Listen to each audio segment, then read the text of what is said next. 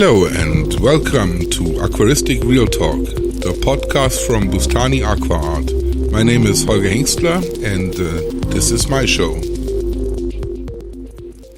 So what I'm trying to do today is to have a podcast in English.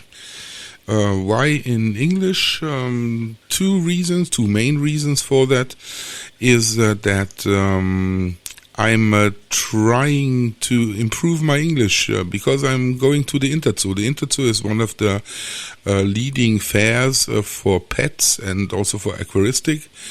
So I've already scheduled some of interviews with some international traders and some international manufacturers, especially plants related. So I'm trying to improve my English and to improve my English skills due to this podcast, because some of these interviews will be held in English, and I don't want to make a fool of myself. Most of the people who know me from on the international scene will know me from my Nothobranchus collecting trips and from my Nothobranchus breeding. But most of the people also know that I'm doing aquascaping since about 2.5 years, also due to the first Corona lockdown, and I was never interested in planted aquariums in the last 40 years, which is the duration of my aquaristic endeavors. I was never really interested in planted aquariums and in aquascaping, but since 2.5 years I'm quite keen on planted tanks, and I made a lot of progress from my first aquascape to my 4th and 5th, which I now built. I also competed in the IAPLC, in the IAPLC contest, and made 20 for my first aquascape, which I entered in a contest. I made top 25%, which is not brilliant, but it's also not bad for my first entry. This year I will compete in the IAPLC with an 120p tank, which is 1.20 meter to 50 centimeters and 50 centimeters high.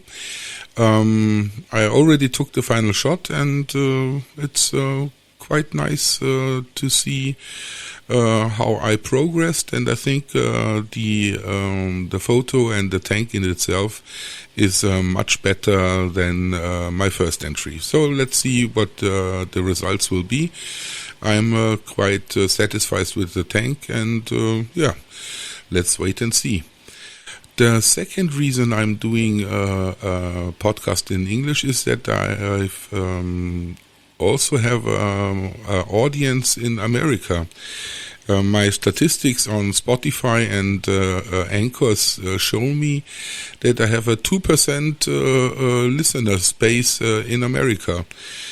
Always the same people, it seems, and for those who are listening to me in the States, I'm doing an English podcast now, and I will continue to do some English podcasts in the future, also to train my English speaking skills and to get more used to speak English.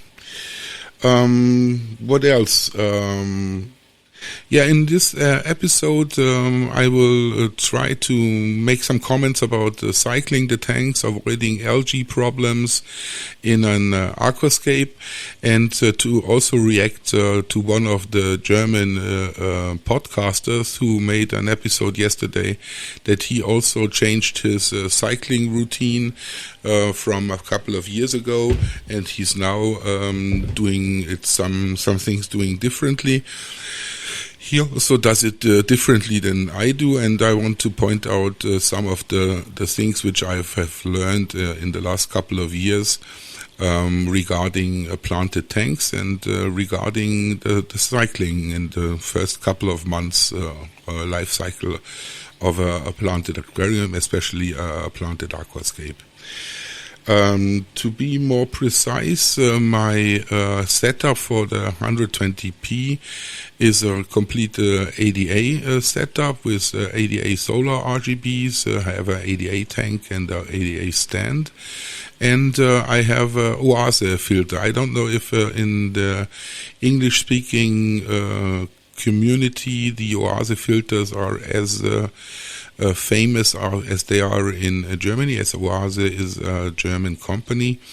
And they just recently, in the last couple of years, changed from garden ponds filtration to also provide the aquaristic tank community with some filters. And I'm not sponsored and not paid by Oase, but these filters I really like. And they have some brilliant German engineering in it. And I really, really like these filters. So, cycling a tank, the first couple of weeks, the first couple of months are always critical in cycling the tank. And what I have learned in the last couple of years is that water change might be the key to success and the key to avoiding any sorts of algae problems. When I listened to a lot of YouTubers and I listened to a lot of podcasts, in the last years, what they all had in common, especially the ILPLC winners, they all had in common that they do very frequent water changes in their when they set up their tank. Because I was always wondering, they were setting up tanks in January, sometimes even in February. The deadline for the ILPLC contest photo is end of May, to have it entered into the contest. And I was wondering that when they set up the tanks in January and even February, they are in the middle of these cycling the tank, and they are in the middle of all these algae problems which appear about 4 to 6 weeks after the initial setup. And I was always wondering how they do it, how they grow a planted tank for a competition within 2.5, 3 months. And what they all had in common is that they did daily or 3 times a week water changes. Depending on the aquascaper and depending on their method, it was always between 20 and 30% daily, or even 50% every 2 days or every 3 days. So what they all did is make frequent water changes. And I adapted this method, and I really, really like it because it really works. The issues with algae and the issues with plant growth in the first couple of weeks is very good. My experience is that you don't have any algae problems at all if you do a daily water change of 20 to 30%. And you must do it rigorously. The effects will only be as good as you're going to be able to do a daily water change. I do this like a mantra. Every day I change the water in my competition scapes, at least for the first 3 months. And I use RO water, which is then mineralized with some German shrimp minerals. It's normally for Caridina shrimp. And I mineralize it for that I have a KH, which is carbon hardness of about 0 to 1. Sometimes if you have some stones in your hardscape which are leaking calcium, you will have a KH of about 2 to 4. But I'm trying to get as close to 0 as humanly possible. And the GH, the general hardness, will be around 4 to 6. So I have very soft water, mineralized RO water. apart from the very frequent water changes, I also start fertilizing my tank from day one. I use Masterline. I don't know if this is a very popular fertilizer in the States or in English-speaking countries.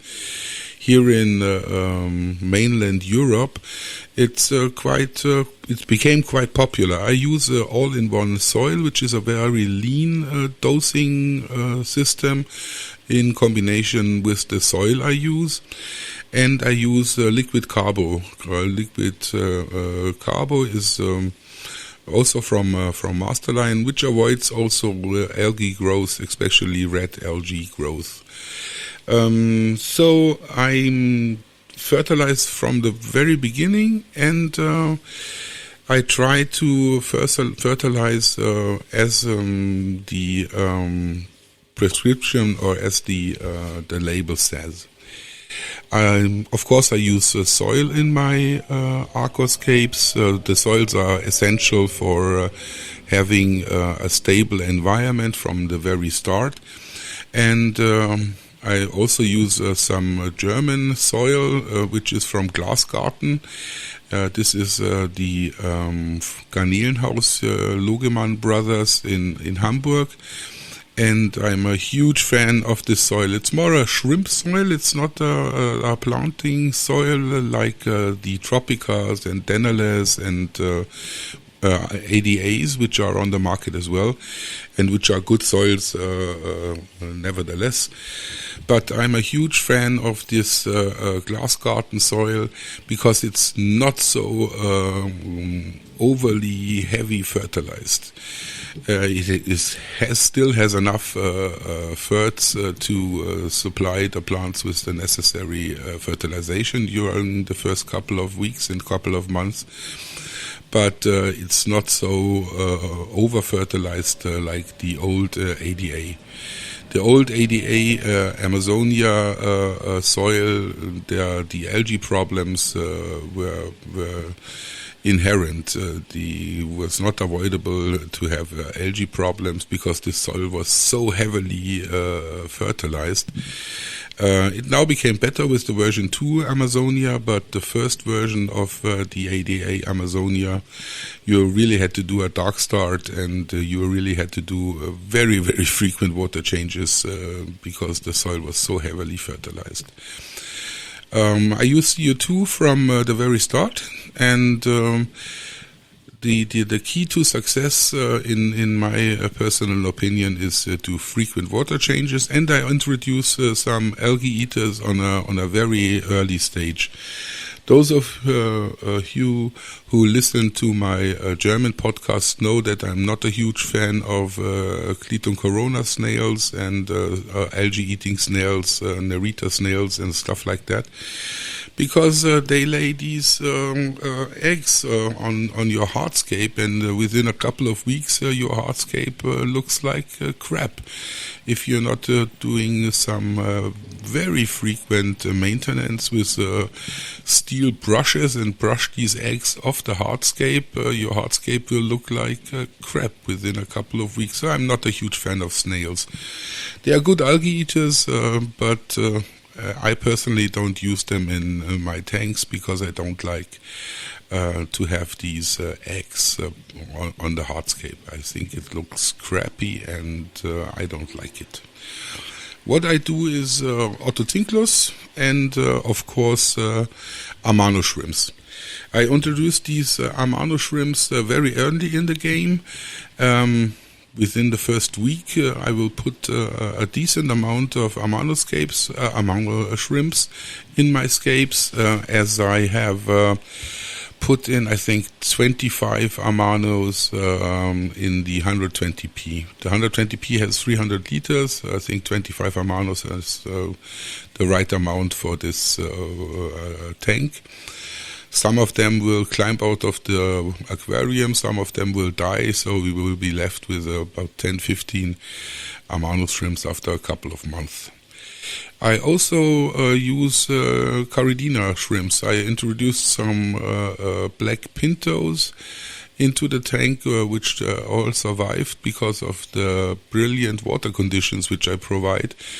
In my other 90p tank, I have some red pintos, and they breed in this tank like crazy. There are lots of fish in the tank as well, but they still breed like crazy because the whole tank is so heavily planted. So, frequent water changes, CO2 from the start, soil as a bottom layer, and introducing fish in a very early stage is my personal key to success with avoiding any sorts of algae problems.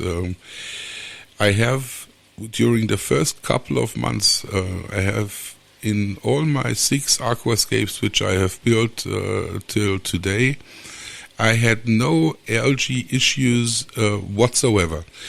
This is amazing because in the internet forums and in the aquascaping community, algae seems to be one of the main issues which the people have, especially during the cycling phase of the tank, but also during the lifetime of the tank.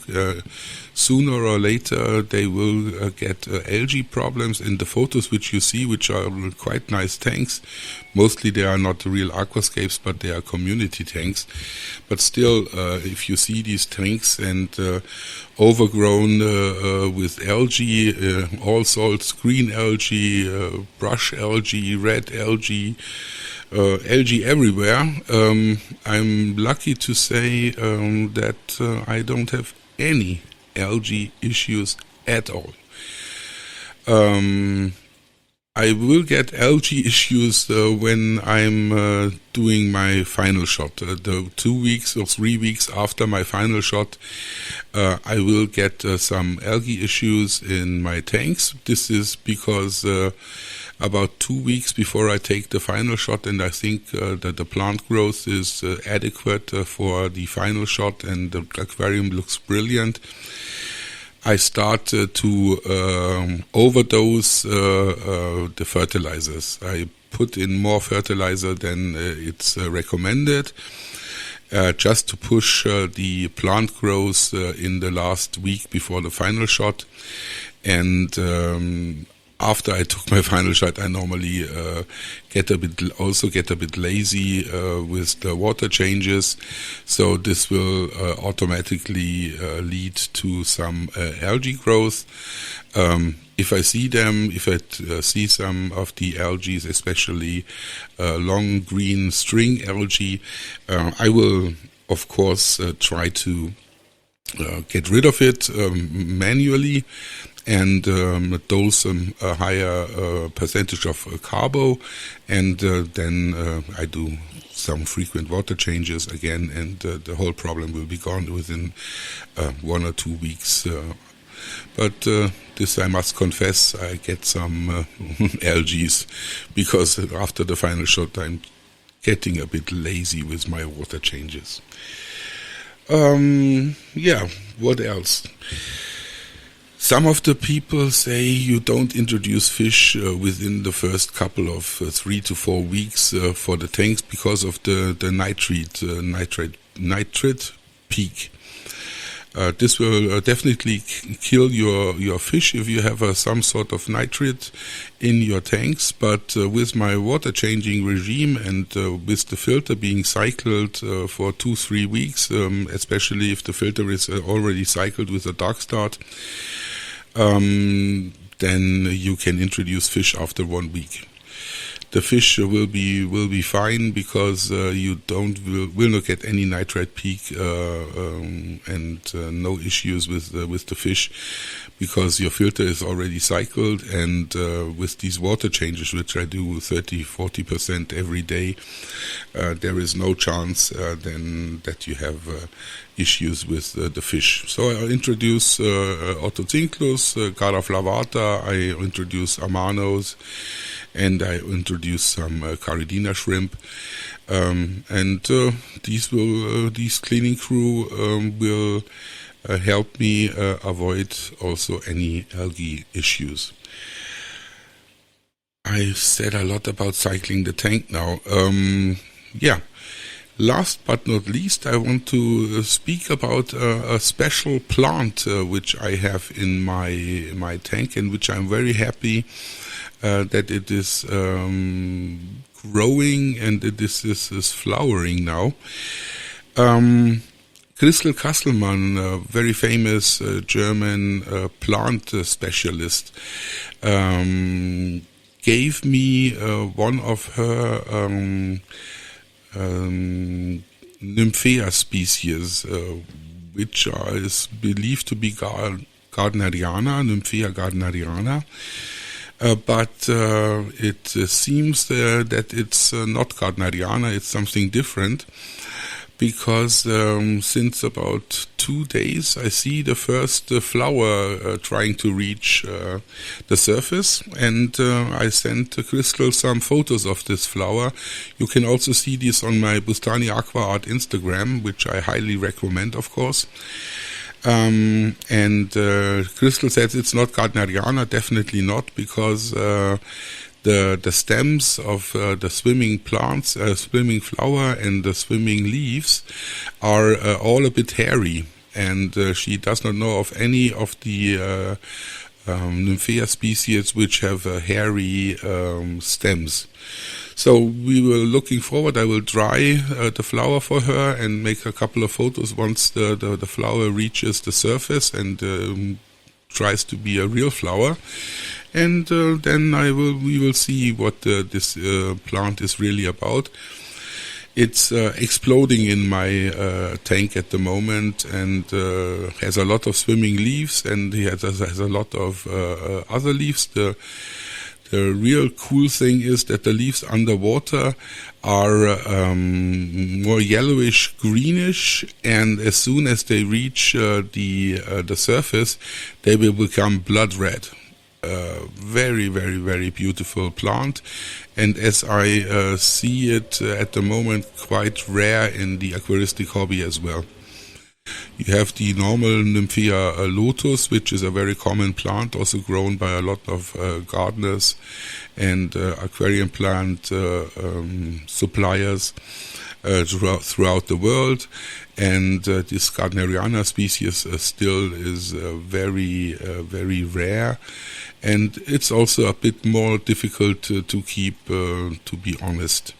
It takes a couple of weeks till the plant really likes it in your tank. So it's 22 minutes. I talked about cycling the tanks. I talked about the Nymphea Gardneriana.